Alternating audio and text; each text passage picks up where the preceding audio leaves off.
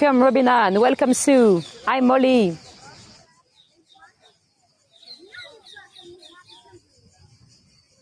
So we've got, oh, it's officially time to go. Welcome, guys. Welcome to Athens. For the ones that don't know me, I'm Nathalie. So I usually guide in London.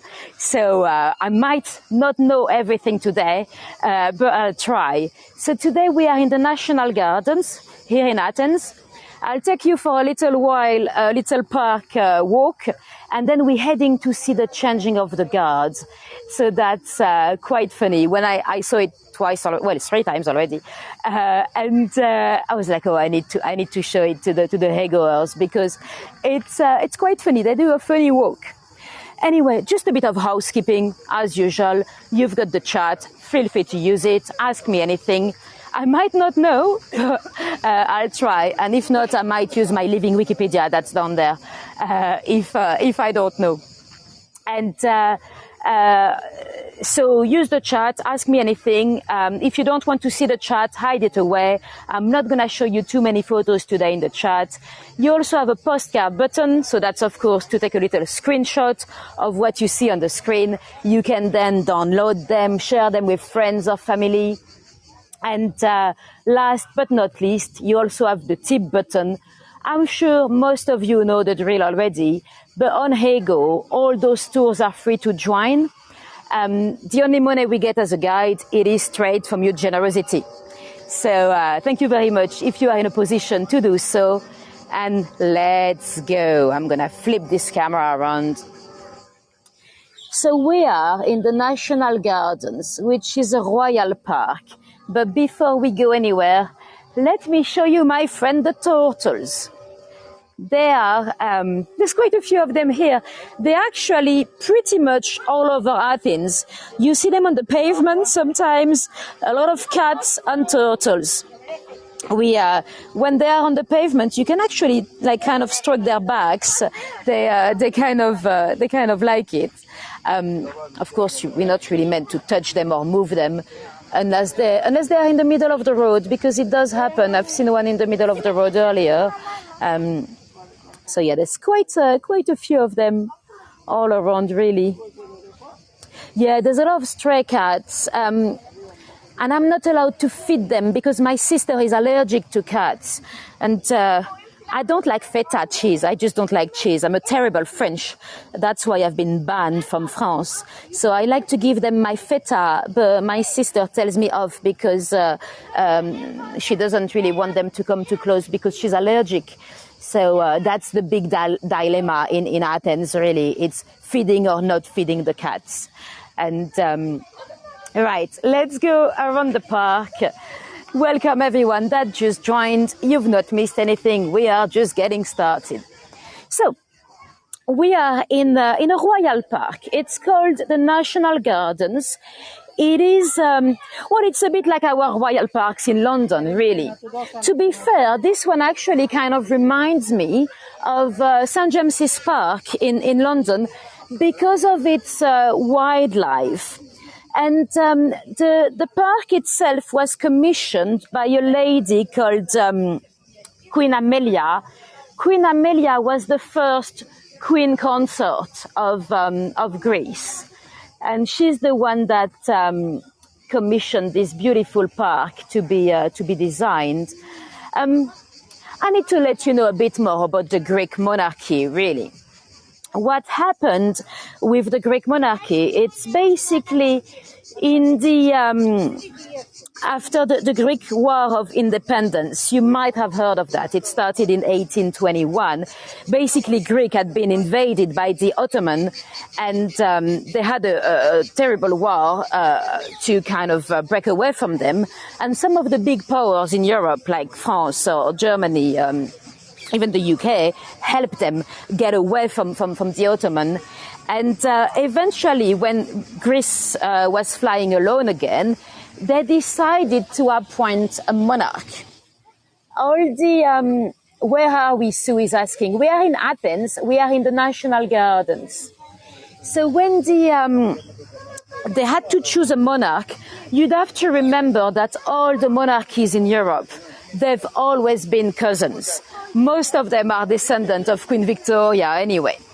So they had to choose a guy to become king of Greece, and they chose a guy from Bavaria called Otto. And Otto was married to Amalia. She was from Bavaria as well. He was probably not best suited for the job because Otto never bothered to learn Greek. And also, he was a Catholic. Let's not forget that we are in a country that is predominantly Orthodox. So eventually, they got rid of Otto. They put him away from the throne, and they chose to appoint a different one. There were a lot of discussions. They actually considered the Duke of Edinburgh, Queen Victoria's son, but Queen V said no. And eventually they agreed on Willem. Willem was a prince from Denmark, and they decided to put him on the throne here. And so that's 1864, I think. They rebranded him. They called him King George I of Greece.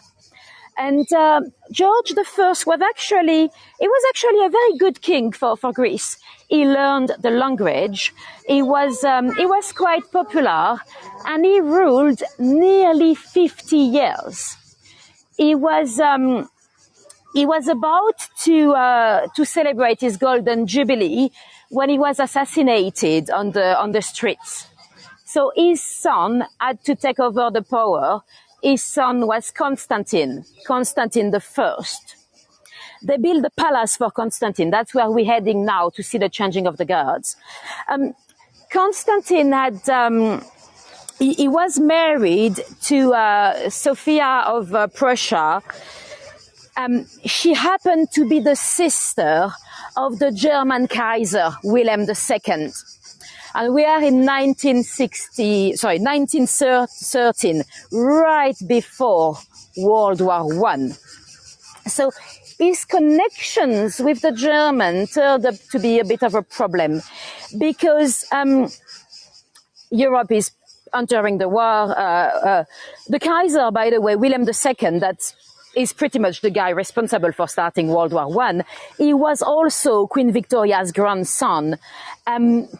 And some modern historians, they actually kind of believe now that he started World War I because he was pissed off with the English, because his grandmother, Queen Victoria, and his mum, they were treating him very badly when he was a boy because he was partially disabled. He had an arm that wasn't working very well. Anyway, that's a story for a different day, the story of William II, the Kaiser.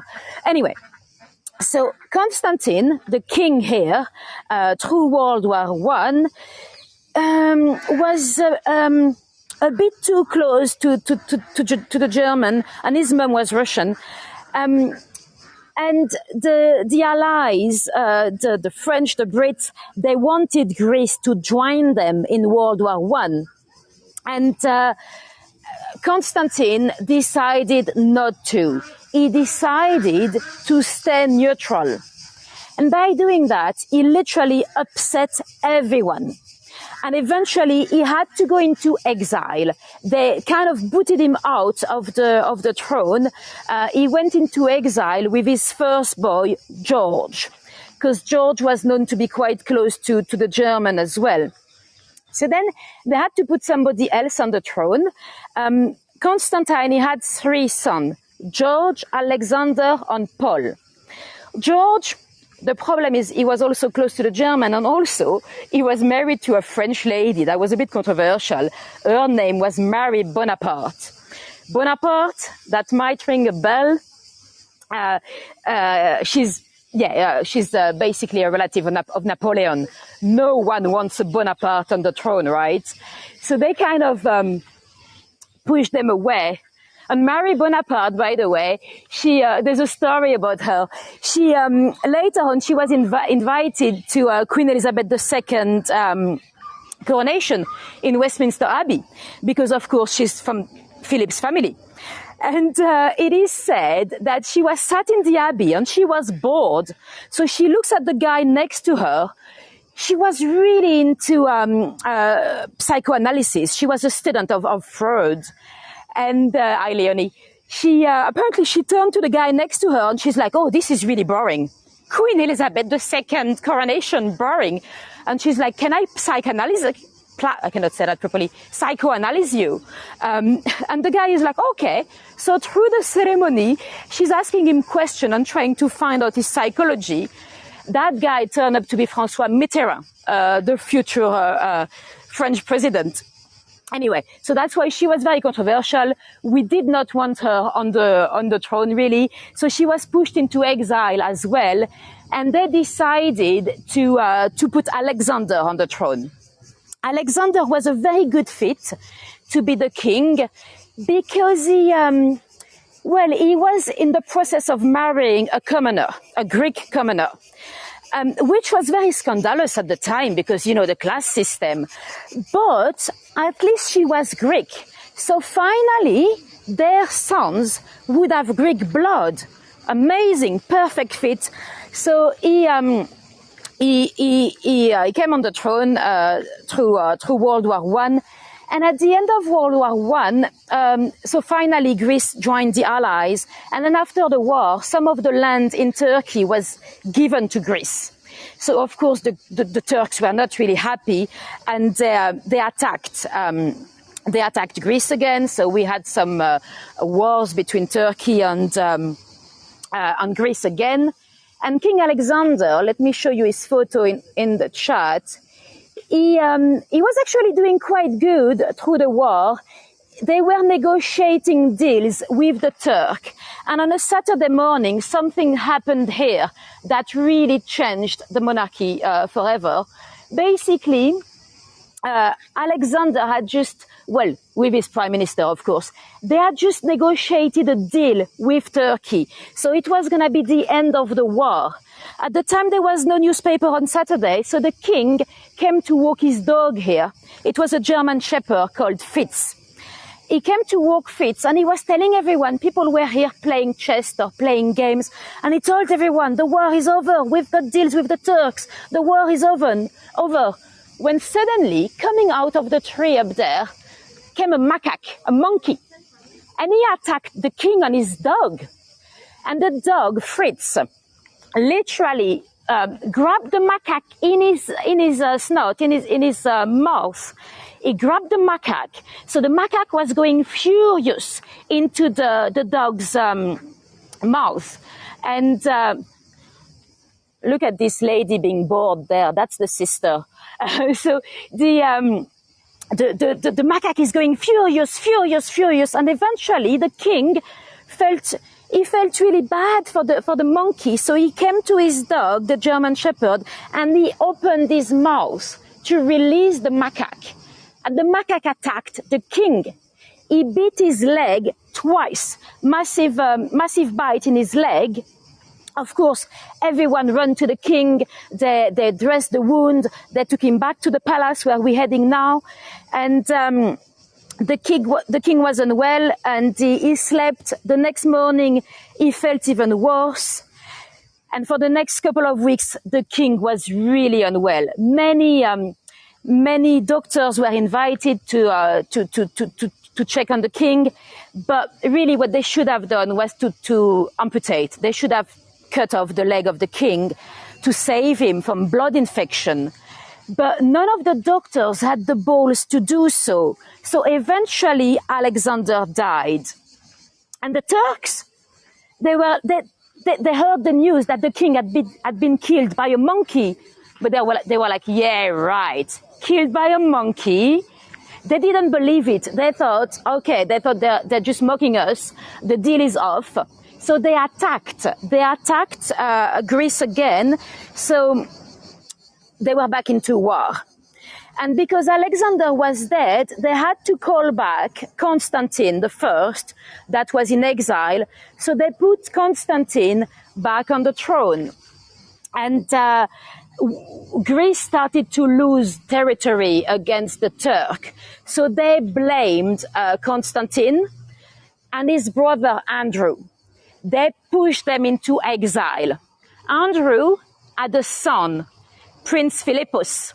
Let me show you a photo of Prince Philippus into the chat. You tell me if you recognize him. Do you know this little boy? So we are now in 1922. Yes, do you recognize him? Well, you might also know him under the name the Duke of Edinburgh. Yes, exactly. That's my Prince Philip. That's the Duke of Edinburgh. So that's why he had to go into exile, because otherwise his dad was going to be put in prison because he was blamed for the losing against the Turks, really. So all of that because of a monkey bite. If that monkey didn't attack, things could have been different. Philip could have been still here. We would not have had Prince Charles, Prince William, Prince Harry. By the way, the monarchy, that was not the end. So George became king for a couple of years, but that didn't go down very well. So in 1924, they got rid of the Greek monarchy, but then they restored it in 1935. And eventually, there was a coup in 1973, and they got rid of the monarchy again. Nowadays, actually, Constantine II is still alive. I think they live a few hours away from London. Most of them live in the UK today. Right, let's go and see the guards. We've got some amazing guards, because the building we'll see now is a royal palace. So let's go and have a close-up on the guards, and then we'll take our positions to see the changing of the guards. The thing with those guards is they are really funny. Usually guards, they're meant to look scary, they're meant to look impressive. Well, once they start walking, you'll see what I mean. They're really funny. And they're probably boiling with their uniforms. I'm not going to get too close, because I don't know how close I can get without being told off. But here we go. Let me step back so you can see the shoes as well. So the shoes, they have a little pompon on the shoes. This is because apparently the Turks, they used to have a pompon on their hats. So, you go guys, don't worry. So when they beat the Turk, they took the pom-poms, and to put them on their shoes were a symbol of victory. Let's go down to take our positions. You know what? That's quite similar to what we do with the soldiers at the changing of the guards in London. The guards at Buckingham Palace, they have those bearskin hats, those big black bearskin hats. Well, they are a symbol of victory as well. They're not actually British, those hats. They are French. What happened is Napoleon's men, they used to wear those bearskin hats to make them look taller on the battlefield. And when the Brits beat Napoleon, of course, in the Battle of Waterloo, they took those hats from the cadavers, from the dead soldiers, as a symbol of victory. And that's why they still wear them today. So in a way, it's quite similar. Right, let's go and see the presidential palace itself. So the palace was built as a royal palace for Constantine I. Nowadays, it is actually the president, I believe, that stays there. The Greek president, she's a lady. I don't know her name because, well, I'm not really good at remembering Greek names. My understanding is that the prime minister is got a little bit more power in this country than the president. Yeah, Katarina. Oh, thank you, Petros. Are you Greek yourself, Petros?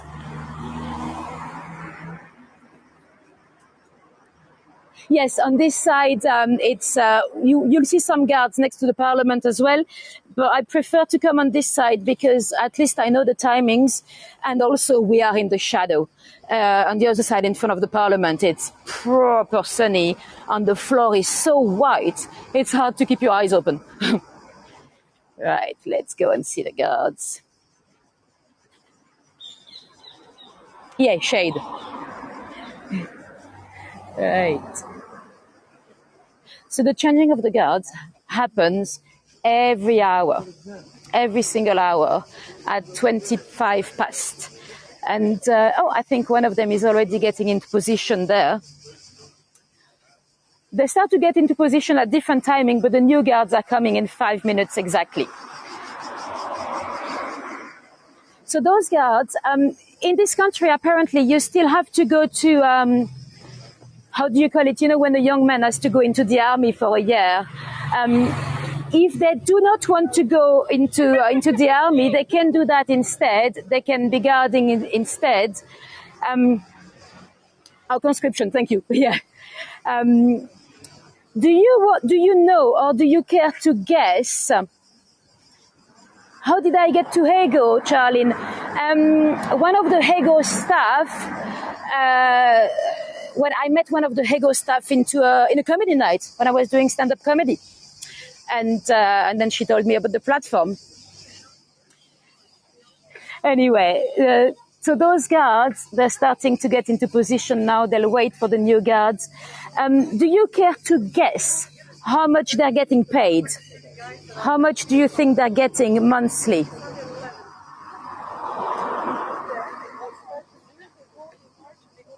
€1, Declan says. 0, says Becky. It's a little bit more, but not much more.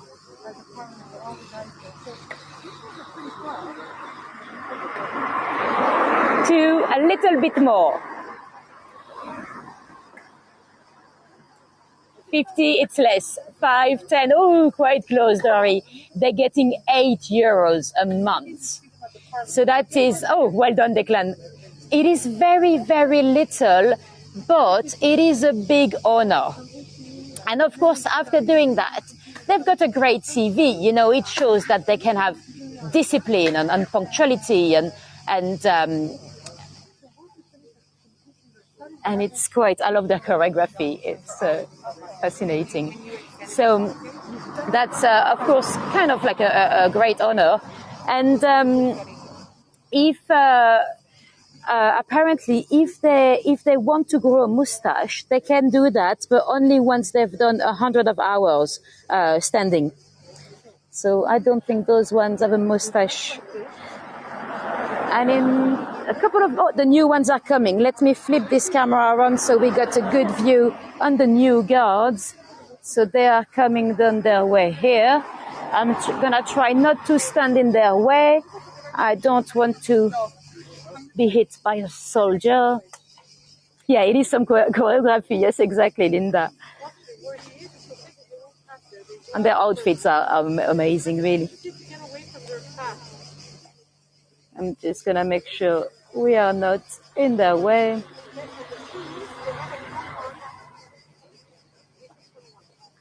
Stratos, you say they do not get paid. I was told the other day that they get €8.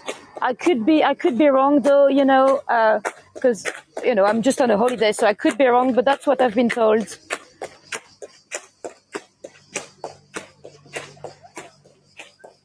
It might not even be called a pay. It might be some kind of, compensation or whatever. So they're going to cross over now.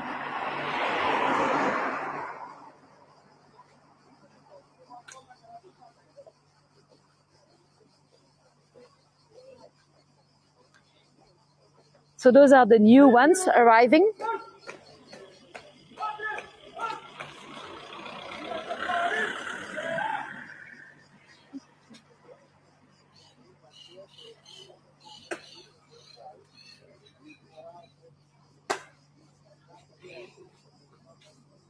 The only requirement is to be. Oh, I didn't know. I was wondering if they had to be tall, Stratos. Yeah, because they all are.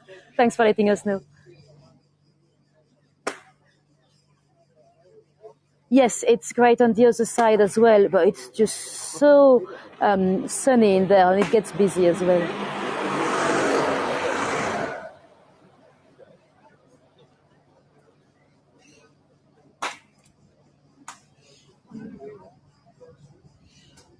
Yeah, they tap their shoes. So the bottom of their shoes, it's wood with some nails.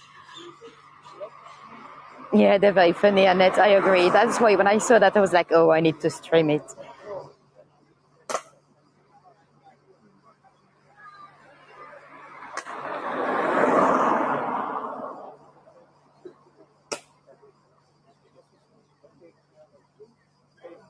hobnail, is that how you call them? I guess so, Mark. Yeah. Exactly where you are.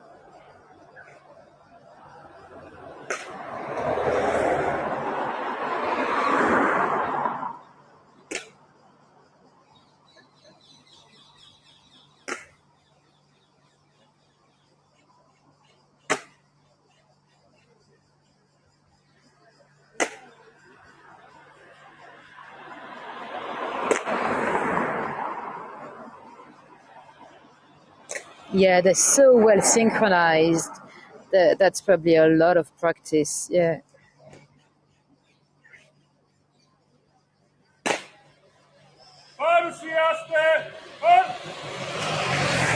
Oh, is the noise making to drive the enemy? Oh, amazing, Natasha. I never knew.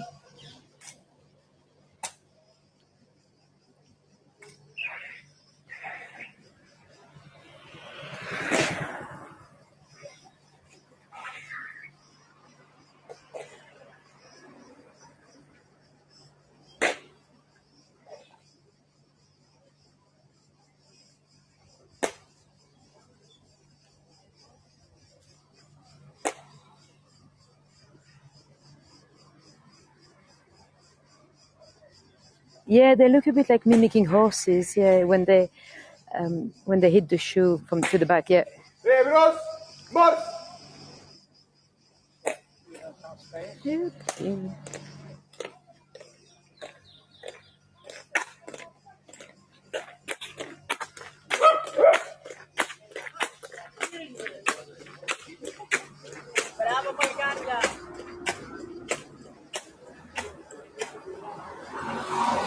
Right, and I think those guys are being inspected there. They're checking that they look pretty. They're checking that everything looks fine, and then they're gonna go into their positions. What happens if you get in their way? I suppose they'll walk into you, because the first time I was here, I was not standing in the right position, and I quickly, swiftly moved back. I think they would have walked straight into me.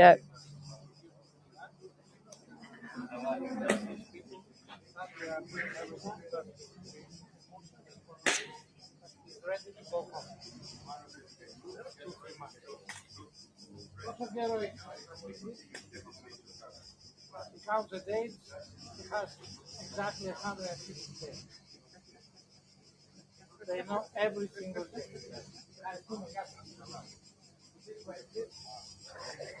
Yeah, it's probably, well, there's also a lot of police here as well. So I think they're much more, they're part of the ceremonial as well. But if anything was to happen, there's a lot of police officers there.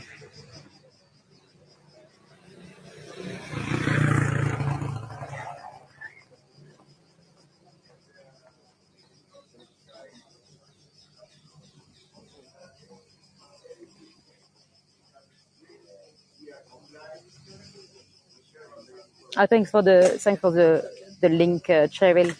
I'll have to check that out after the tour. Yeah, and they're very well synchronized. I saw them in front of the parliament yesterday. They were not as synchronized as them. Right, he's going to take his position. I could never be synchronized like that. I mean, yeah, so much control and self-discipline, really.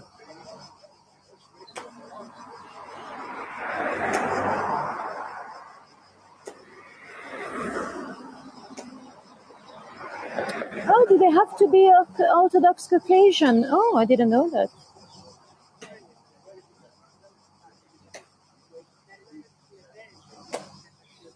How many hours are they on duty? Well, they basically they rotate every hour. They're probably still on duty in the background, but they are standing there only for an hour before to rotate. So this little ceremony, the changing of the guards, that's literally on every hour, 24/7.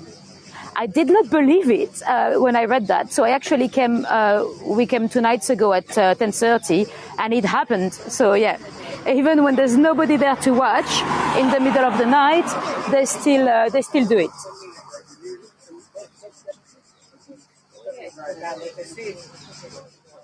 Thank you, Nancy, for the tip. So I think he's going to give a sign to his colleague so the colleague can go as well.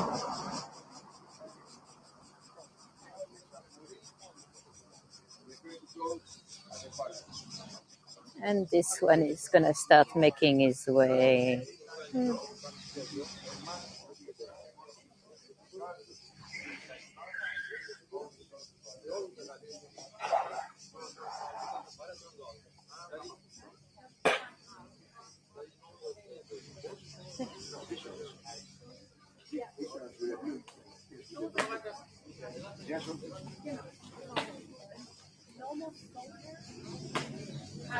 I mean, they need to be flexible as well, you know. Not everyone can go that high. In this kind of, in this special troop team, that they're called national guard. They cannot be in the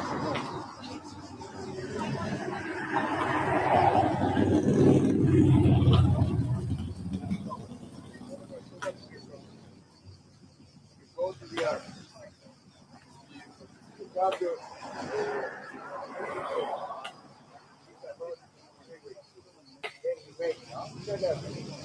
then you make an application, you accept it, you get a national guard. But if they accept it,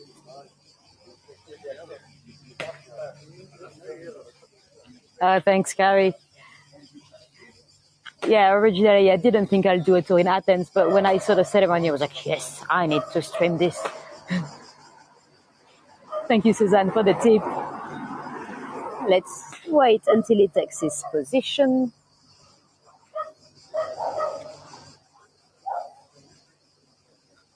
Oh, do you think they're old AK-47? Maybe. I know nothing of guns. I could not spot any gun anywhere. How long am I staying in Athens? Natasha, I'm going tomorrow morning. I'm going to Paros. I got a flight at 11. Thank you, Charlene. Yes, they wear the same uniforms, I think, but I think they might have a different one on a Sunday morning. I think the main change is Sunday morning, 11 a.m., unless it's a winter and summer one, I'm not sure, but I think that's the weekly one, and they'll have a different one on a Sunday morning, a bit more white instead of the beige.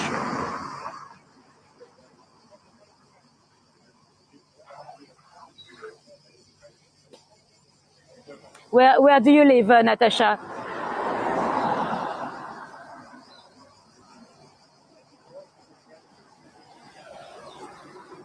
Thank you, Adrian.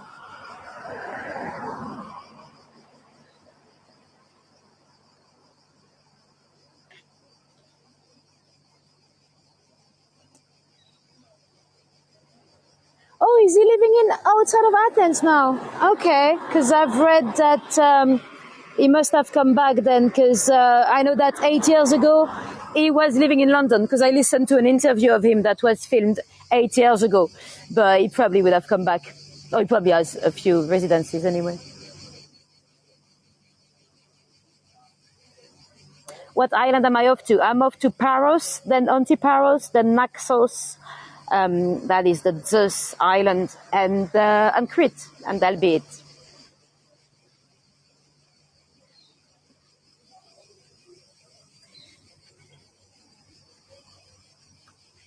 Right. I think, well, eventually he's probably gonna go back right in front of the little building. Let me zoom out, and the other one down there is taking his position there right in front of the little shelter. And let me show you. Let's go and see the board girl. See what she's up to. Well, to be fair, she's seen the ceremony 3 times already now.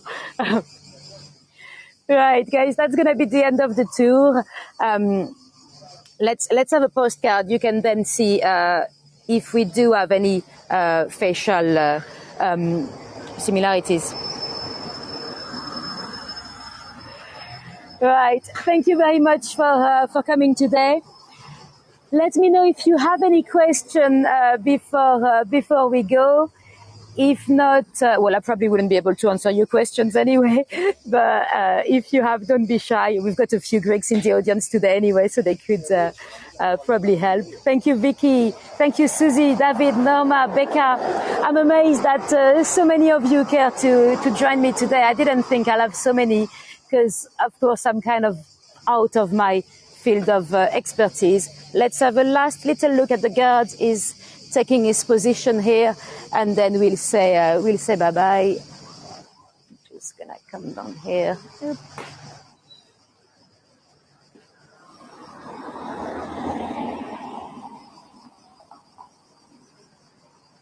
Thank you, Eliza. Thank you, Annette.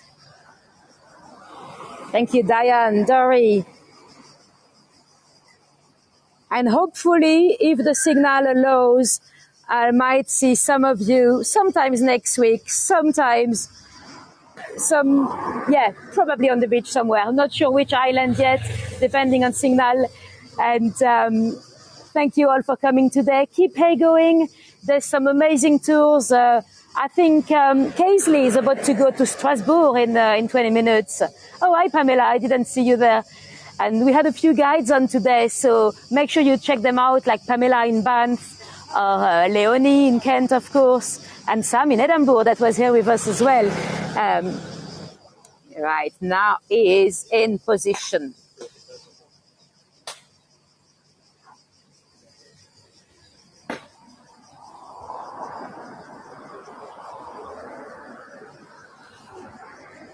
Right, perfect. Bye, guys. Have a good one. See you soon.